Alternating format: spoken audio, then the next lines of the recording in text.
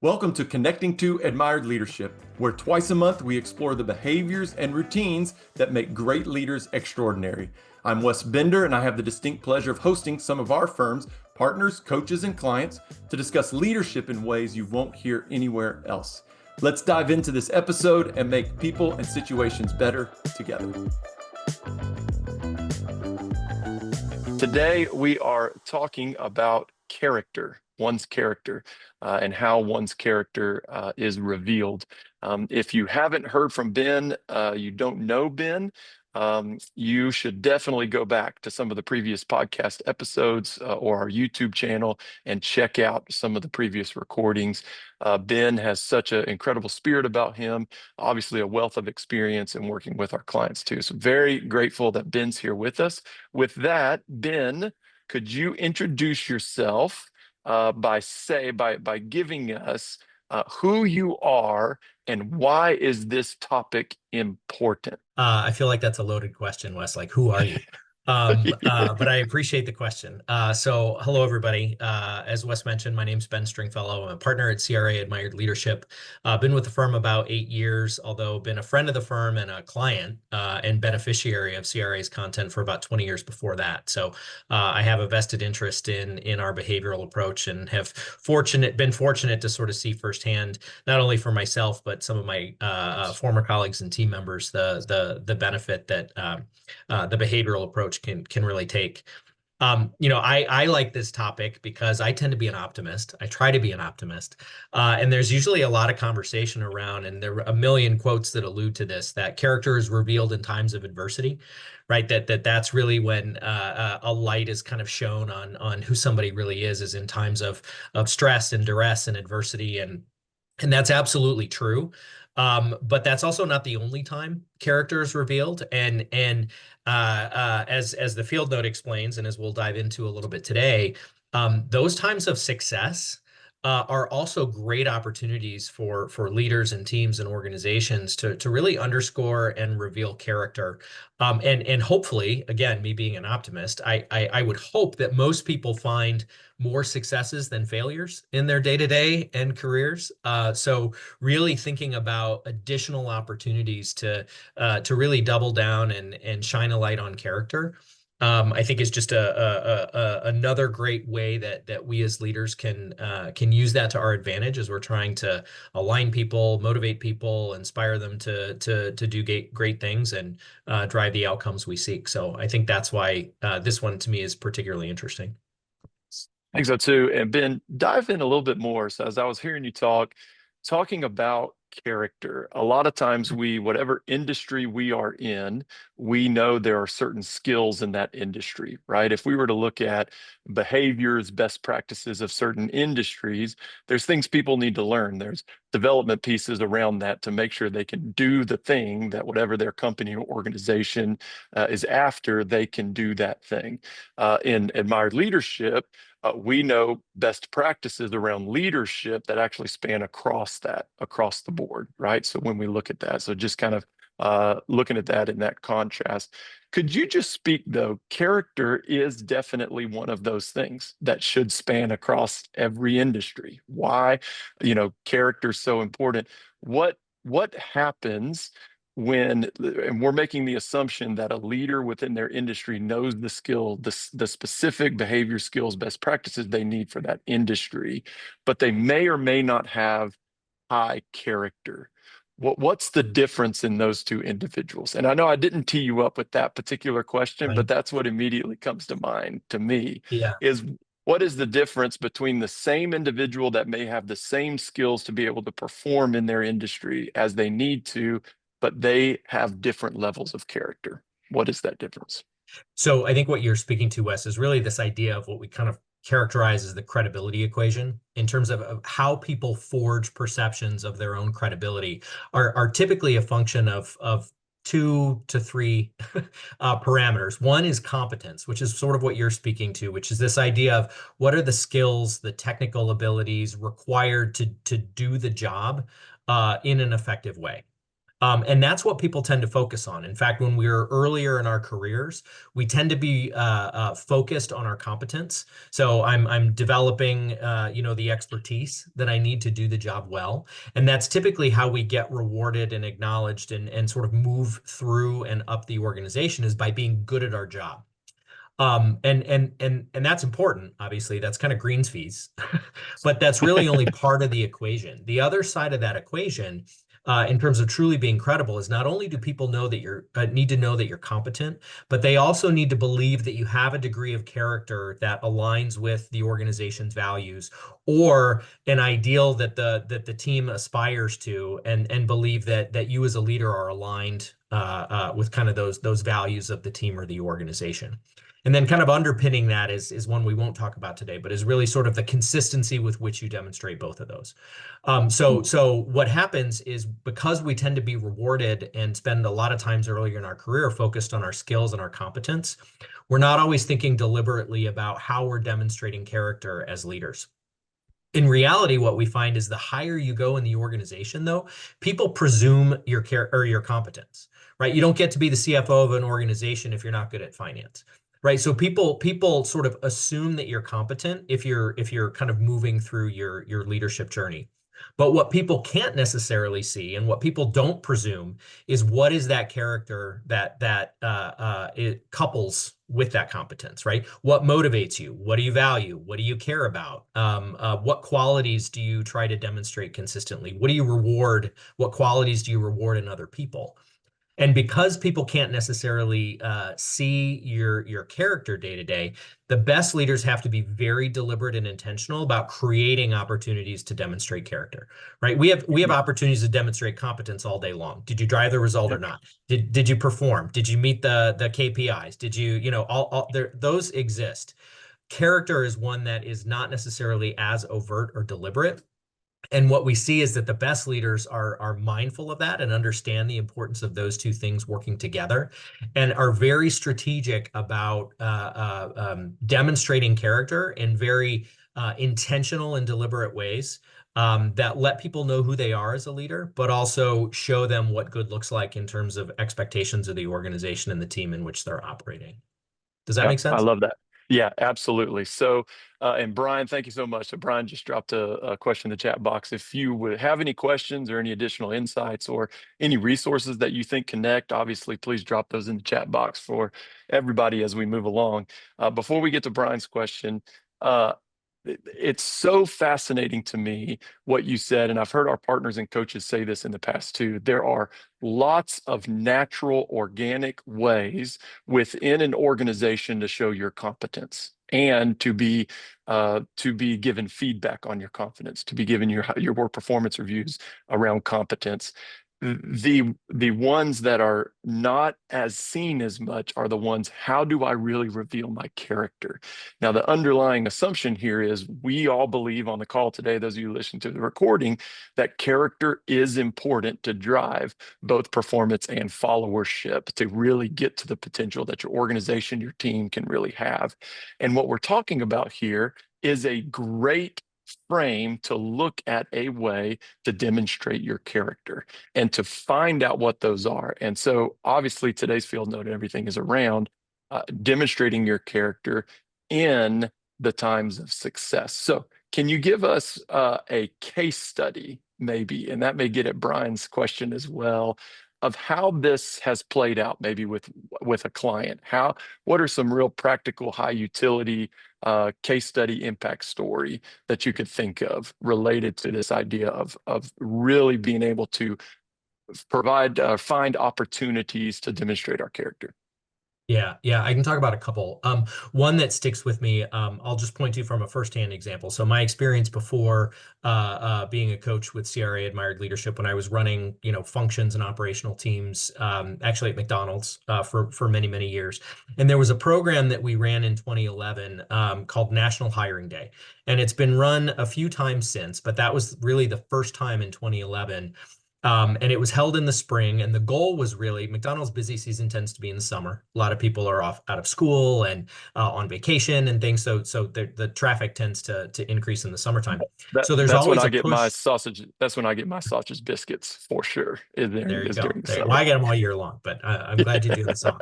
But there's always a push in the spring to really staff up in the restaurants to meet that increased demand and create the best possible experience for customers. So there was a very intentional event to say, you know what, rather than have 14,000 individual restaurant managers try to tackle this on their own, why don't we actually put some scale and unity behind it and say, let's do a national hiring day, pick a day. In this case, it was April 19th, 2011. I know that because it's the day before my birthday. And we said, let's see if we can hire 50,000 people in one day. And that sounds like a massive goal, but if you look at how at the pace at which McDonald's typically hires people, it's a pretty big number. So that was not necessarily out of reach. It was aspirational, but and stretch, but not out of reach. So we do the program. It exceeds all expectations. We don't just hire 50,000 people. We get 250,000 applications and ended up hiring 62,000 people in one day. So kind of beat that by a factor of 25%. And it created, just based on the scale of it, this huge publicity and PR blitz around McDonald's as an employer and opportunity. And I remember there was the economy reported that 244,000 jobs were created in the United States in that month. So 62,000 of 244,000 came from one employer in one day. Just to give you a sense of kind of the overall magnitude. So it generated a ton of coverage, and everybody was kind of high-fiving, and it was this great kind of thing. And I remember I had a leader at the time who pulled everybody together that had been working on the team, and she said, you know what?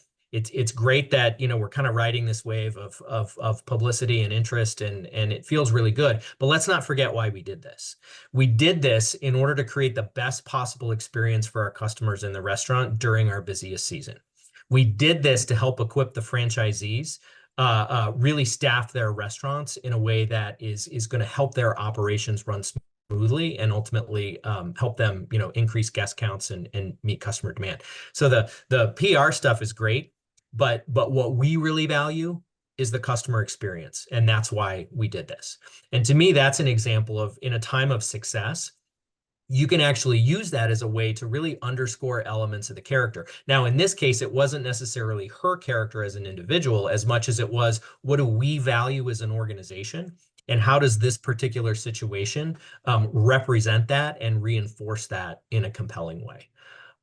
So that's just one kind of example. But I think that's sort of the idea of you can let those opportunities go, right? And do the celebration and be excited about an outcome. But that opportunity to take it a step further and say, this is actually what that says about our character or about my character as a leader. Hmm. And Hmm. being very intentional and proactive and explicit about that creates that kind of opportunity in addition to the competence that helps people sort of understand and manage that meaning around who are you as a leader, or who are we as a team and an organization.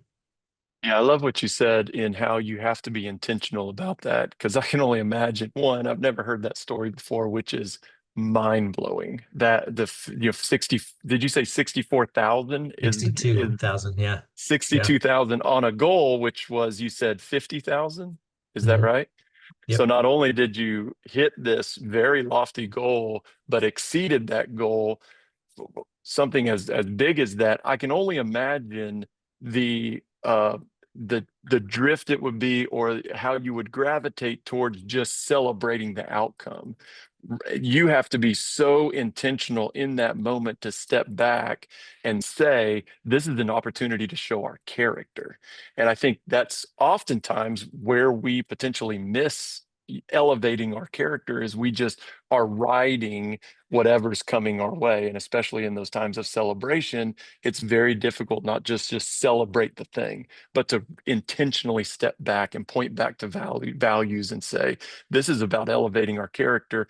Clearly, the numbers themselves show our competence. The numbers themselves. And if we just celebrate the outcome, we're going to drive more competent, more about our competence. But let's step back and really show our character. That seems like a thing that people have to be really intentional about. Yeah. And I mean, that presents itself. That might seem like a large scale example, and it is. And I use that to underscore the concept, but that plays out at many different levels every day.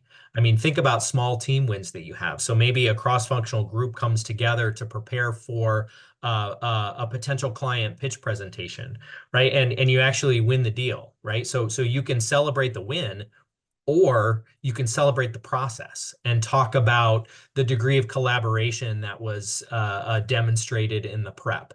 The fact that people empowered each other and resisted the urge to sort of consume the spotlight and instead put their colleagues up front, right, to be able to carry a message forward, in that particular conversation, or that, it was less about the financial win and more about the opportunity to help advance a client's mission, right, by doing good work with and for them.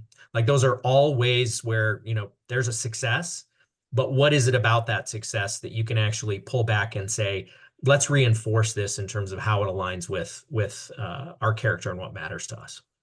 That's awesome. Any other ways that come to mind to demonstrate one's character? Because that's again, it's a very important topic that I don't think anybody talks enough about. There are a million ways. So I think about the kind of questions that you ask your team, right? Do you Yeah. immediately say, "Hey, what's the status of this project?" Or do you ask them a question around, "Hey, how are you feeling about development right now?"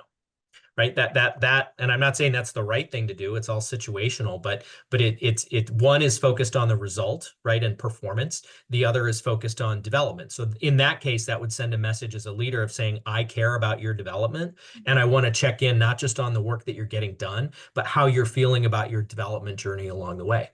So what you prioritize on the agenda, right? If you're facilitating team conversations and you've got, the agenda that says, all right, we're going to go through the scorecard first, and then we're going to, do a financial review next. And that may be the right thing to do, but you could also have questions around, how's the team feeling about workload? Or where are there potential collaboration or handoff opportunities that we're not capitalizing on today that we could or should be capitalizing on tomorrow? So what you prioritize topically is a way to do that. Again, the types of questions that you ask people, what you choose to measure, right? Are you only measuring output and performance-based metrics, or are you also measuring kind of perception or satisfaction or people's degree of connection that they've got with each other? So all of those things create opportunities to really reinforce or demonstrate character. If you kind of bring them to the forefront and do it explicitly. Those are just a few that come to mind. Those are awesome. So we had a very specific question come in ahead of time that I really liked. So, and this is what it was. Somebody who registered said, when should you take credit for accomplishments and when should you give it to others?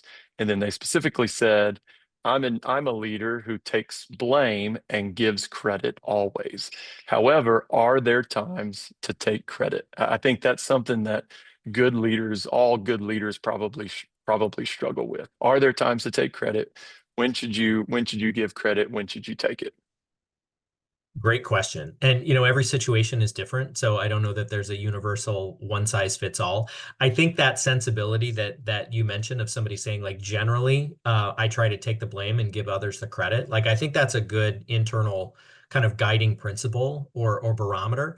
I also though think there are times to take credit, but watch the pronouns, right? I think there's a Hmm. big difference between singular credit and group credit. So as a leader of a team, for example, you can either say, look what I did, or you can say, look what we did. Right. And that's different than saying, look what they did.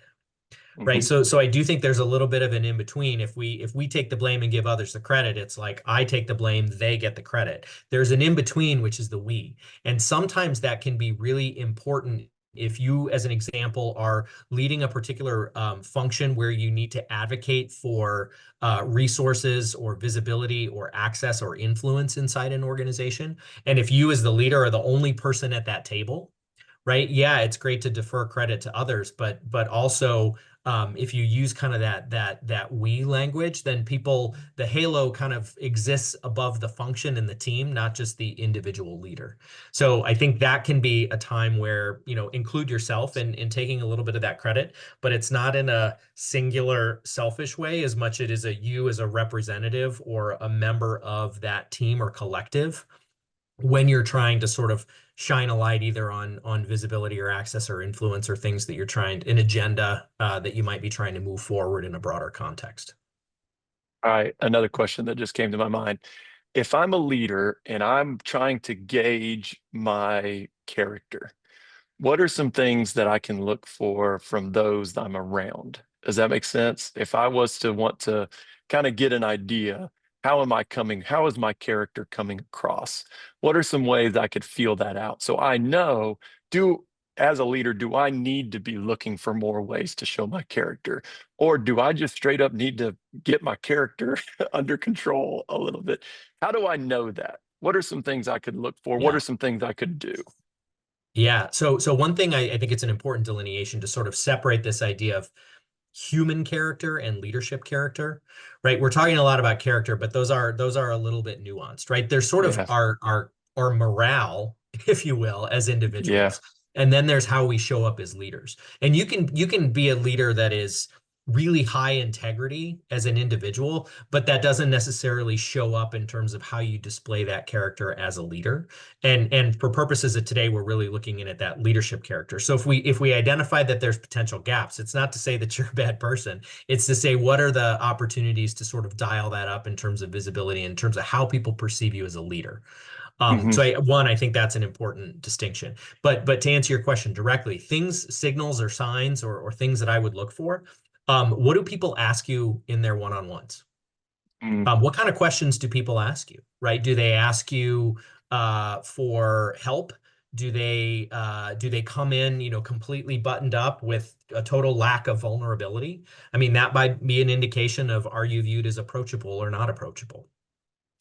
If people tend to, if they're preparing updates for you, if they're solely focused on kind of performance and not even their own character, then may be an example that there's an opportunity to sort of dial up the openness and the importance of kind of that other side of the equation. So I think what people reflect back to you in terms of how they talk to you and the questions that they ask can be a really interesting way to sort of observe, oh, okay, well, what does that say about me in terms of how I might need to be looking at? Another great way to do this, and this can be really awkward, but it depends on the context of the relationship, is to ask people like, "What's my reputation?" Hmm. Like, what would people say as my? I've asked members of my team before, if you were to identify my superseding value, what would that be? And what Hmm. people come back with, I mean, depending on the depth and candor of the relationship, can be really interesting, right? Are people telling you that you are a developer of people? Are they telling you that you are a connector and a collaborator? Are they telling you that you are, performance at all costs? Are they telling you that you care about profile and status? Are they telling you that you're a lifelong learner? I mean, there's no right or wrong, but it's a really interesting data point in terms of if you ask people like, what's the one thing you think I'm known for most? That's a fascinating question, in my opinion. Yeah, I've heard the question used before. What is it like to be on the receiving end of me? Well, what is it like to be on the receiving end of me, which is good. And I heard that a speaker say that one time, and I went back to my wife. They said, ask the people who know you best. So I went back and asked my wife, and she was more than happy to tell me. I will say that for sure. Yeah. Um, Another one is like, we're, when am I at my best? When am I at my worst? oh, that's Like that good. can be a Yeah. really interesting question in terms of like how circumstances might inform or influence kind of your behavior and how you show up in certain contexts and circumstances. Okay. We got a question that came in the Q&A there. The question is, what are several of the core tenets of leadership character versus personal character? So I'd Mhm. love to tee you up with that, and maybe that kind of be our closing, maybe some closing remarks and encouragement you give to everybody who's listening today. Dig a little bit further into, the difference in leadership character and personal character as you're collecting your thoughts on that. A couple things. Sophie, if you would drop in the chat box there. If you've been listening to this and you're like, you know what, I need more Ben Stringfellow in my life. You're in luck, especially if you're in Chicago, because we're going to be in Chicago. These webinars we are taking in person, on location, all over the nation. We have registration up for Chicago, Philly, Denver, New York. Those are the places we're going to be. We're going to be in other places as well as some of the webinars and topics coming up too. So Sophie's going to drop that in the chat box. We'd love to connect with you in person in one of these locations that we're going to be throughout the course of this year. Also, we never have time to get to everybody's questions, and we are getting questions ahead of time now that sometimes are just a little adjacent from our topic, everything, related to leadership. So if we didn't get to your question today, Sophie's going to drop in the chat box. For those attending live, you can click that link and schedule 10 minutes with one of our coaches to ask them just whatever you want to. And so we've got a great slew of coaches that we can connect you with. So feel free to book one of those and we'll get you connected there. So Ben, closing remarks, last couple minutes here, core tenets, leadership character versus personal character. Yeah, and I'll preface it by saying I think this is an emerging area of kind of study and focus. There's actually been some research out there, kind of in the academic space. There's some research that we're doing now as a firm to really kind of codify and pinpoint leadership character and what are the specific attributes and how do we actually assess that. But a few things that I would point to specifically around leadership character are things like degree of collaboration and how we think about being inclusive and to what degree we involve and engage others in kind of our own process, both proactively and reactively. I think there's an element of kind of accountability within a leadership character context in terms of how do we define it? How do we hold people accountable? How do we support and enable people as they're trying to be accountable in a particular context? I think there's an element of kind of drive and kind of what that looks like and how it manifests itself in terms of specific leadership character and what is the source and motivation for that drive.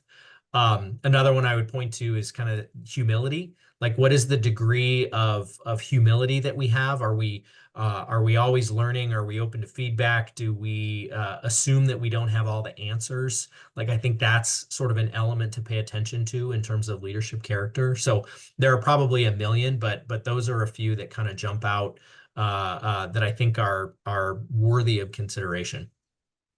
Great. Ben, as always, appreciate you so much, all that you do for our firm, our clients, taking the time with us this afternoon, all of the rich case studies. That piece you shared about McDonald's is just amazing. And I know you got some great stories of working there and working with them as well.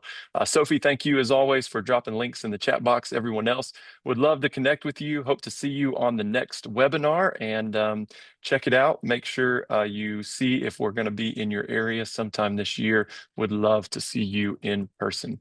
I hope everybody has a great rest of the day. If you're listening to this recording as you're drifting off to sleep tonight, enjoy your restful evening. Thanks, everybody. Appreciate you, Ben. Thanks, Wes. Thanks, everybody.